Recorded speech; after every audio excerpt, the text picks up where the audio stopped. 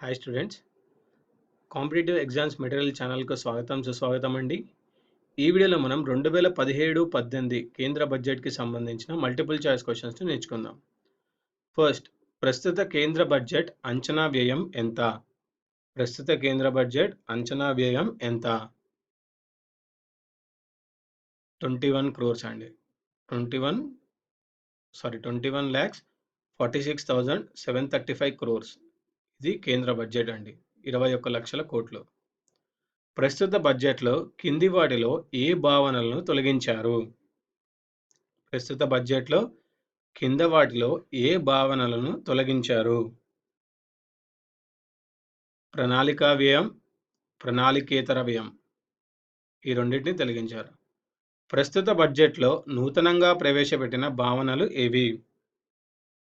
ప్రస్తుత బడ్జెట్లో నూతనంగా ప్రవేశపెట్టిన భావనలు ఏవి?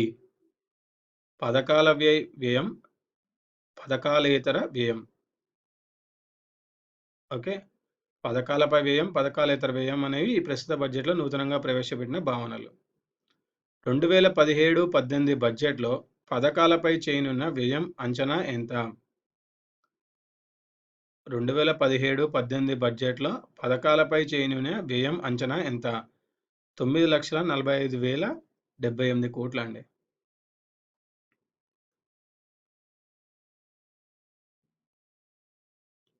నెక్స్ట్,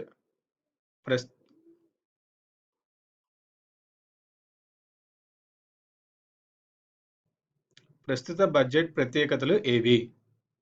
ప్రస్తుత బడ్జెట్ ప్రత్యేకతలు ఏవి?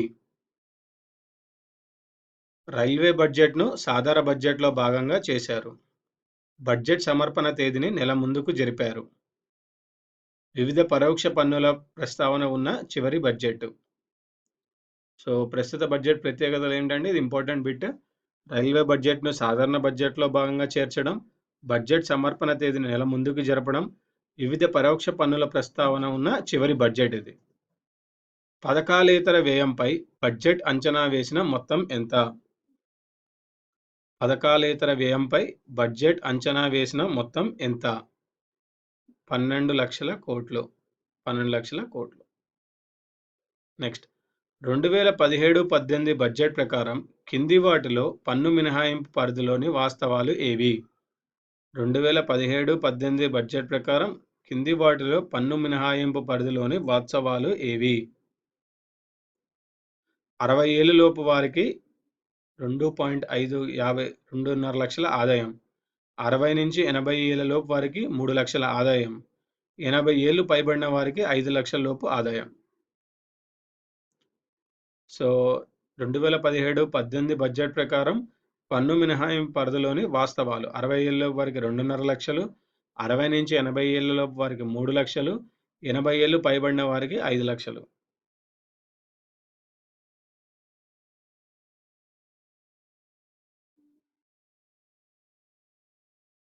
నెక్స్ట్, ప్రస్తుత బడ్జెట్ ప్రకారం కింది వాటిలో అత్యధిక ఆదాయాన్ని పొందే మార్గం ఏది? ప్రస్తుత బడ్జెట్ ప్రకారం కింది వాటిలో అత్యధిక ఆదాయాన్ని పొందే మార్గం ఏది? అప్పులు. నెక్స్ట్, కింది వాటిలో బడ్జెట్లో అల్ప ఆదాయం పొందే మార్గం. కింది వాటిలో బడ్జెట్లో అల్ప ఆదాయం పొందే మార్గం: రుణేతర మూలధన వసూళ్లు. కింది వాటిలో బడ్జెట్లో అల్ప ఆదాయం పొందే మార్గం రుణేతర మూలధన వసూళ్లు. బడ్జెట్లో ఆదాయాలు అధికంగా పొందే విధానం వరుస క్రమంలో. బడ్జెట్లో ఆదాయాలు అధికంగా పొందే విధానం వరుస క్రమంలో.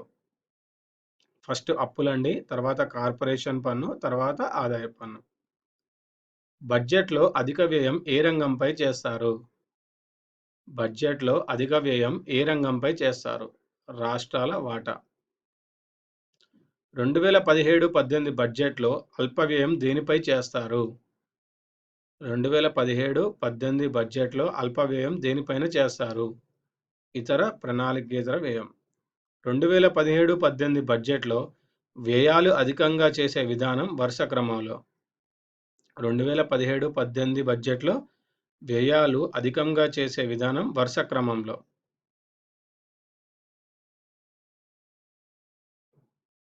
రాష్ట్రాల వాటా, వడ్డీలు, ప్రణాళికేతర గ్రాంట్లు. నెక్స్ట్ వ్యవసాయ అనుబంధ రంగాలకు చేసిన కేటాయింపులు ఎంత? వ్యవసాయ రంగాలకు చేసిన అనుబంధ కేటాయింపులు ఎంత? 58,663 కోట్లు. 2017-18 బడ్జెట్లో గ్రామీణాభివృద్ధి శాఖకు చేసిన కేటాయింపుల మొత్తం ఎంత? 2017-18 బడ్జెట్లో గ్రామీణాభివృద్ధి శాఖకు చేసిన కేటాయింపుల మొత్తం ఎంత? 1,00,000 కోట్లు.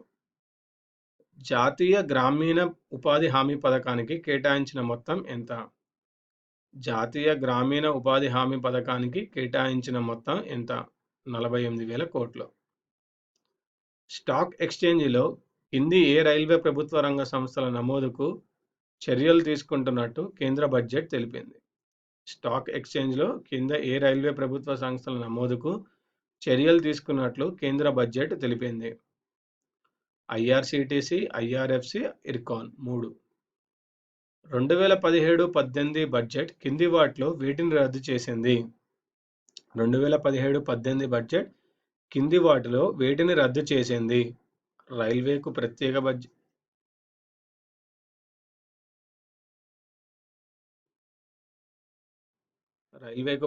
బడ్జెట్ రద్దు చేసింది. రాజీవ్ గాంధీ ఈక్విటీ పథకంపై పన్ను ప్రోత్సాహకాలు, విదేశీ పెట్టుబడుల ప్రోత్సాహక బోర్డు.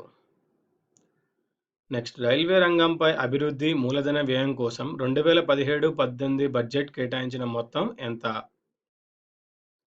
1.31 లక్షల కోట్లు. డిజిగావ్ పథకం దేనికి చెందింది? డిజిగావ్ పథకం దేనికి చెందిందండి?